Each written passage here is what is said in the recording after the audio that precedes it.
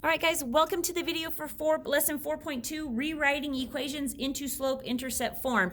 What that means is that they're not already in slope-intercept form like they were in Unit 3. Now we have to actually get them to that point before we can graph. All right, so let's practice this. First of all, let's talk about what all of these pieces of slope-intercept form mean. Now, we did this already in Unit 3, I believe. We went through this already, but we're going to do it again just to refresh your memory really quick. So remember that the y is the y value inside an ordered pair.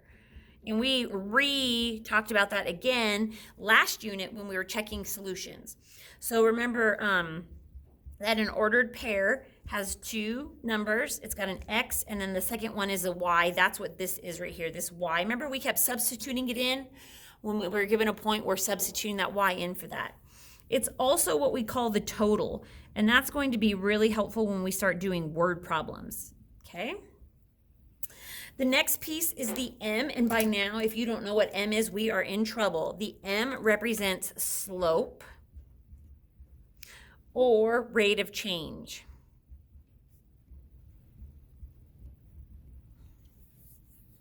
Okay? The x is the x in the ordered pair.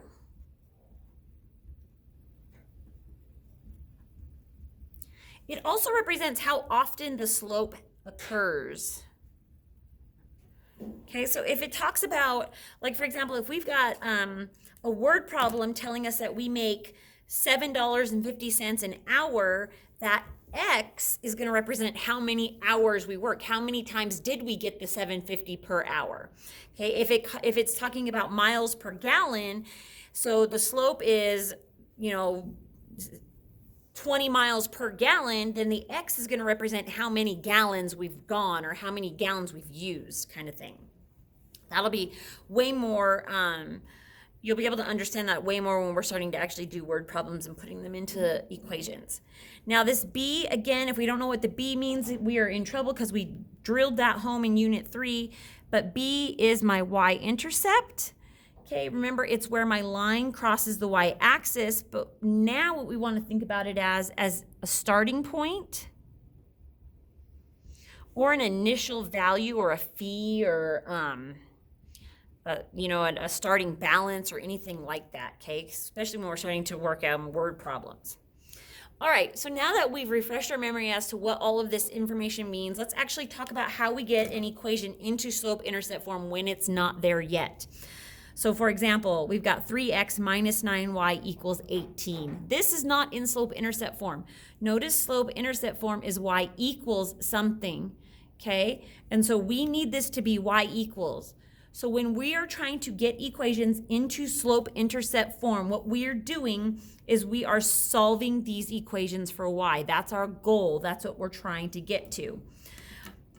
So we're going to rewrite the equation in slope-intercept form, and then we're going to graph it on this tiny little graph down here. So right here, your goal is to get y by itself on the left side of the equal sign, okay? So we want y on the left side. Now, you could put y on the right side. You could do that, but slope-intercept form is y equals mx plus b. It's going to be a lot easier for you guys right now in the stage you're at with slope-intercept form, to get y on the left side and leave it on the left side. Okay, so that's your goal. Get y all by itself on the left side. Now we're going to be using a lot of the steps that we learned in Unit 2, and then we're going to be graphing using what we learned in Unit 3. So if you're still not familiar with that stuff, you might want to go back and redo those notes, kind of recheck those notes, and kind of help yourself familiarize yourself with the steps that we used back then when we were solving equations.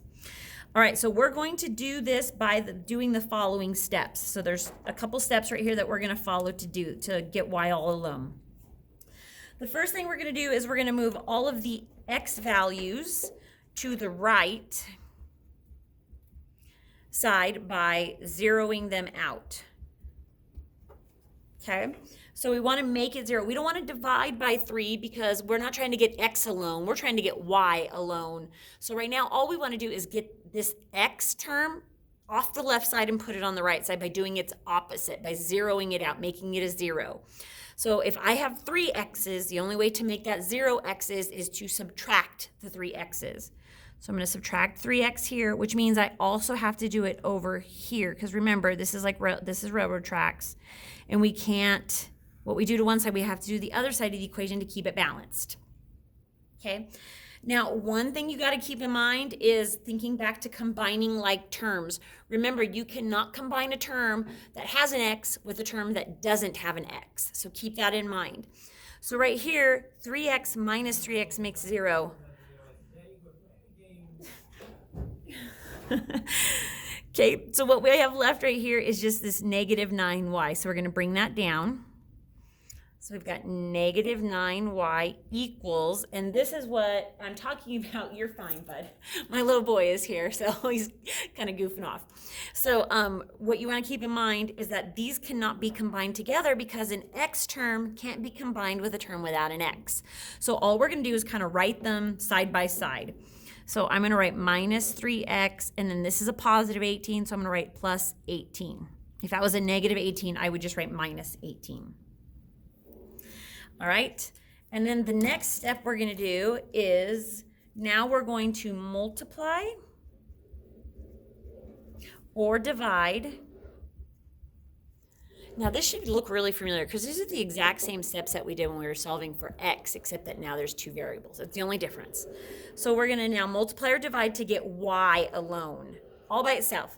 So one thing you got to keep in mind is you must multiply or divide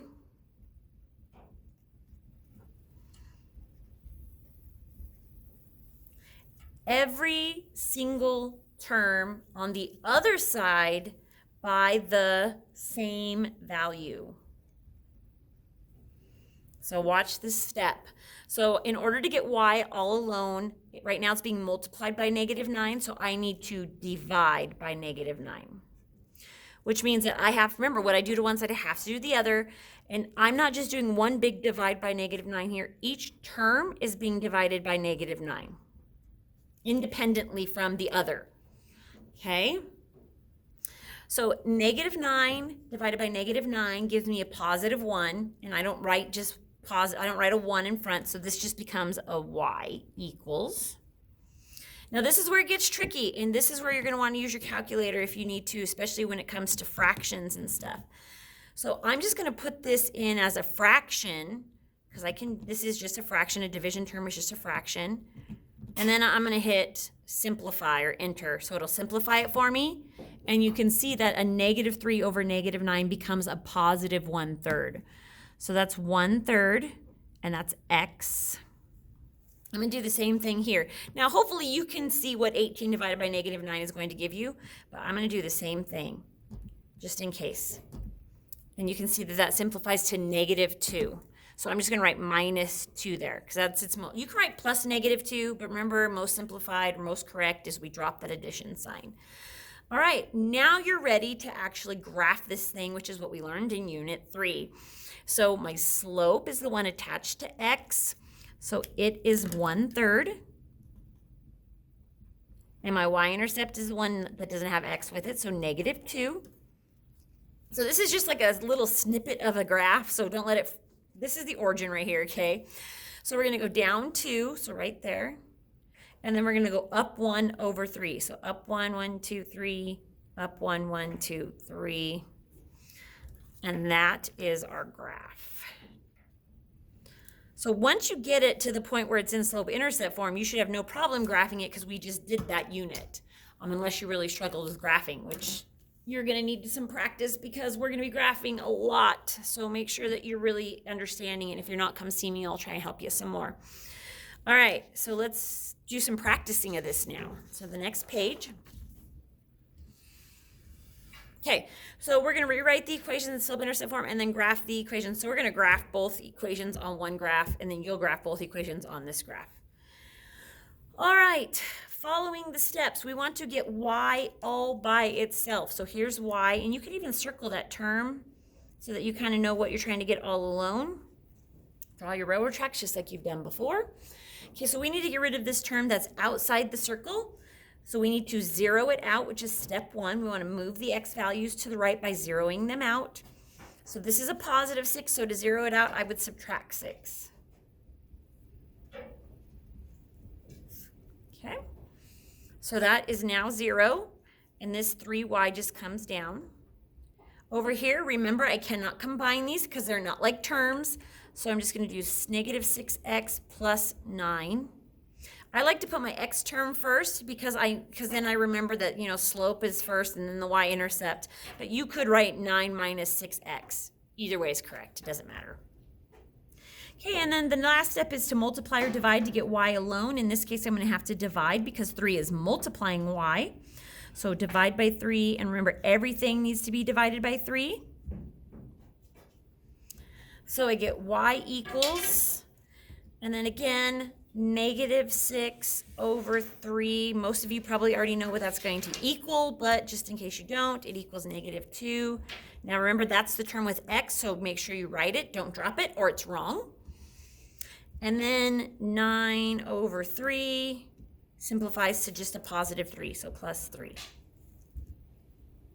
So now we're going to graph it, and this should, like I said, we just did this, so this should be really fresh in your mind. My slope is negative 2, but I need to make it into a fraction, so I put a 1 under it. And my y-intercept is 3. So start at 3, and then go down to right 1. Down to right 1, down to right 1. Okay. And then you could label it number 1 since you don't have color, maybe you don't have colored pencils with you or whatever, so. All right, let's do the next one together.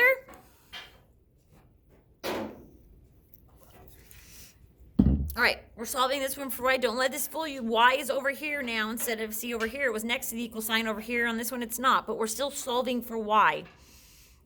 Circle y. Draw my railroad tracks if I need it. So I need to get rid of the x term. So this is a positive 4x, so I'm going to subtract it. Those are gone. And I'm just left with negative 2y equals, and again, I cannot combine these together. I'll just write them the other way just so you can see. You could write 8 minus 4x, or you could write negative 4x plus 8.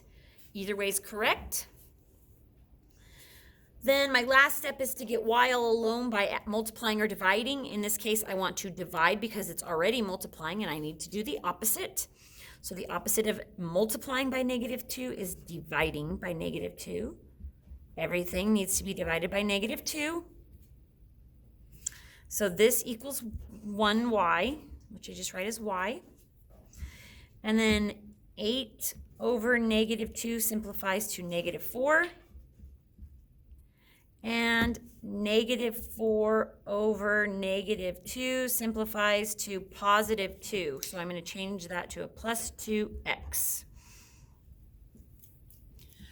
Okay, now I'm going to graph this. Remember, my slope is the one attached to x. It is not the one after the equal sign. It's whatever number is attached to x. So in this case, it's this 2 over here. And we need to make it into a fraction, so we put a 1 under it. And then my y-intercept is the one without x, so the negative 4. Okay, so I'm going to start at negative 4. I'm going to go up to right 1, up to right 1, up to right 1. And then I'm going to connect the dots.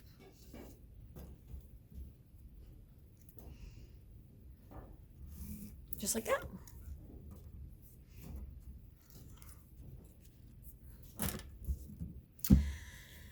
All right, you guys are going to do this one right here.